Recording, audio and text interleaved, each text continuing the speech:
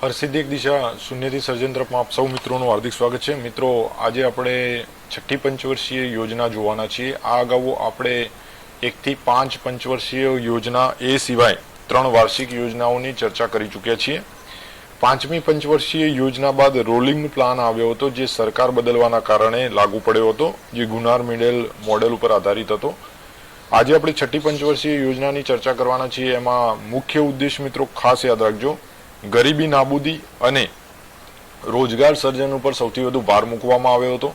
એ સિવાય આધુનિકીકરણ, રાષ્ટ્રીય આવકમાં વૃદ્ધિ, પરિવાર નિયોજન દ્વારા વસ્તી નિયંત્રણ, આ દરેક મુદ્દાનો આ છઠ્ઠી પંચવર્ષીય યોજનામાં સામેલ કરવામાં આવ્યું હતું। મિત્રો, પરિવાર નિયોજન જે છે એ ચોથી પંચવર્ષીય યોજનામાં પણ લાગુ પડેલું હતું। ખાસ મિત્રો, જે યોજનાઓ છે એ યોજનાઓનો ઉદ્દેશ અને મોડેલ કયા મોડેલ ઉપર આધારિત છે એ આપણે ખાસ જોવાનું છે। તો મિત્રો, જે છઠ્ઠી પંચવર્ષીય યોજના હતી એ છઠ્ઠી પંચવર્ષીય યોજના 1980 થી 1985 ના સમયગાળામાં લાગુ પડેલી હતી।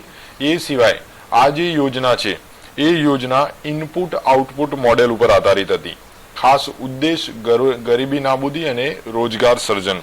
ગરીબી નાબૂદી અને રોજગાર સર્જન ઉપર અન્ય પાંચમી પંચવર્ષીય યોજના કે જે સરકાર બદલવાના કારણે 1 વર્ષ પહેલા જ પૂર્ણ થઈ ગઈ હતી, એ પણ ગરીબી નાબૂદી સાથે મુખ્ય ઉદ્દેશ સાથે લાગુ પાડવામાં આવી હતી।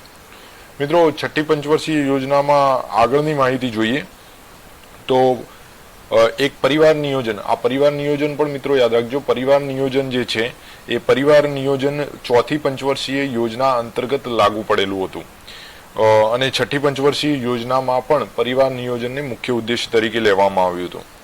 મિત્રો, આપણે આગળ રોલિંગ પ્લાનની ચર્ચા કરી ગયા, જે પાંચમી પંચવર્ષીય યોજના બાદ લાગુ પડેલો હતો।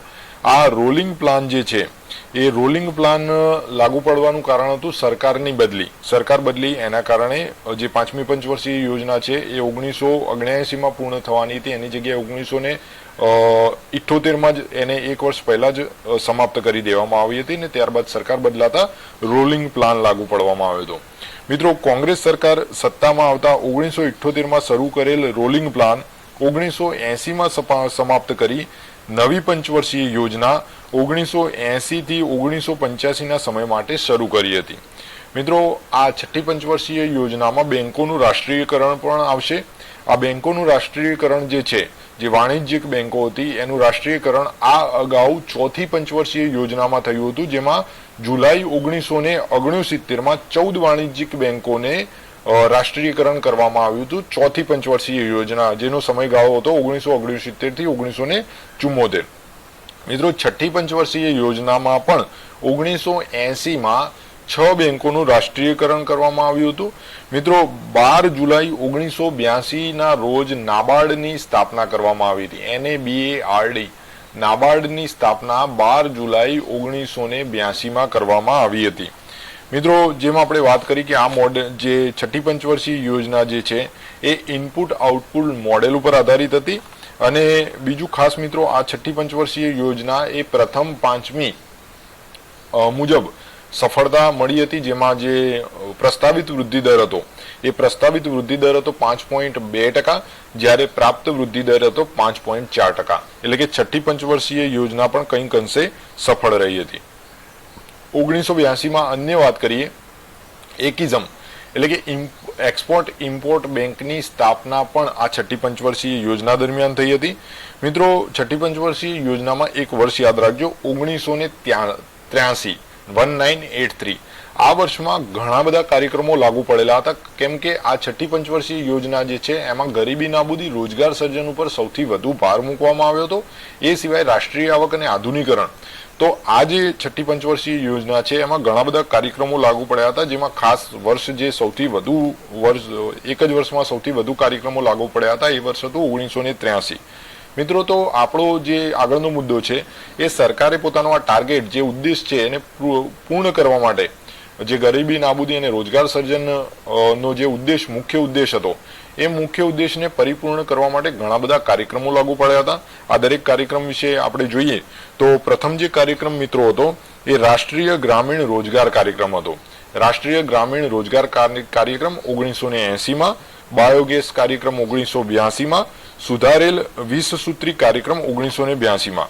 મિત્રો આ 20 સૂત્રી જે કાર્યક્રમ છે એ ખાસ યાદ રાખજો કે જે 20 સૂત્રી કાર્યક્રમ છે એ અન્ય એક પંચવર્ષીય યોજના, પાંચમી પંચવર્ષીય યોજના 1974 થી 1979 ના સમય દરમિયાન 1974 માં આ 20 સૂત્રી કાર્યક્રમ લાગુ પાડવામાં આવ્યો હતો. તો જે 20 સૂત્રી કાર્યક્રમ છે એમાં સુધારીને 1982 માં ફરીથી એને લાગુ પાડવામાં આવ્યો હતો.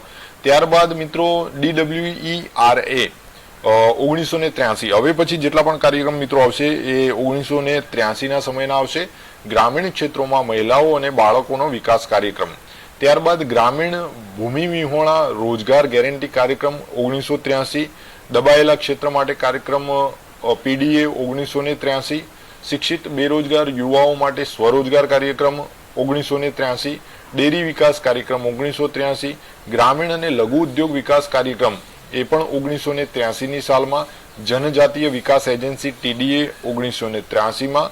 ત્યારબાદ મિત્રો રાષ્ટ્રીય બીજ કાર્યક્રમ 1983 માં, રાષ્ટ્રીય બીજ કાર્યક્રમ પછી સઘન કપાસ વિકાસ કાર્યક્રમ, ત્યારબાદ ખાદી અને ગ્રામીણ ઉદ્યોગ કાર્યક્રમ, મહિલાઓ અને બાળકો માટે ખાસ કાર્યક્રમ, સઘન કઠોળ વિકાસ કાર્યક્રમ. આ 15 કાર્યક્રમમાં પ્રથમ 3 કાર્યક્રમોને જો છોડી દઈએ તો બાકીના જે 12 કાર્યક્રમો છે એ 1983 માં શરૂ કરવામાં આવ્યા હતા. મિત્રો એ પછી આપણે ગરીબી રેખા નક્કી કરવામાં આવી હતી. આ પંચવર્ષીય છઠ્ઠી પંચવર્ષીય યોજનામાં જ ગરીબી રેખા પણ નક્કી કરવામાં આવી હતી અને જેમાં એક નિયમ આપવામાં આવ્યો હતો, જેમાં જો ગ્રામીણ ક્ષેત્ર હોય તો ગ્રામીણ ક્ષેત્રમાં જો વ્યક્તિ 2400 કેલરી મેળવી લેતું હોય ઉર્જા અને શહેરી ક્ષેત્રમાં 2100 કેલરી પ્રતિ દિવસ ઉર્જા મેળવી લેતું હોય તો એના અંતર્ગત ગરીબી રેખા નક્કી કરવામાં આવી હતી. આયોજન પંચના કાર્યદળ દ્વારા ગરીબી નિર્દેશાંક નક્કી કરવામાં આવ્યો હતો, જે મુજબ ગ્રામીણ ક્ષેત્રોમાં 2400 કેલરી અને શહેરી ક્ષેત્રોમાં 2100 કેલરી પ્રતિ દિવસ વપરાશને આધારે ગરીબી રેખા નક્કી કરવામાં આવી હતી.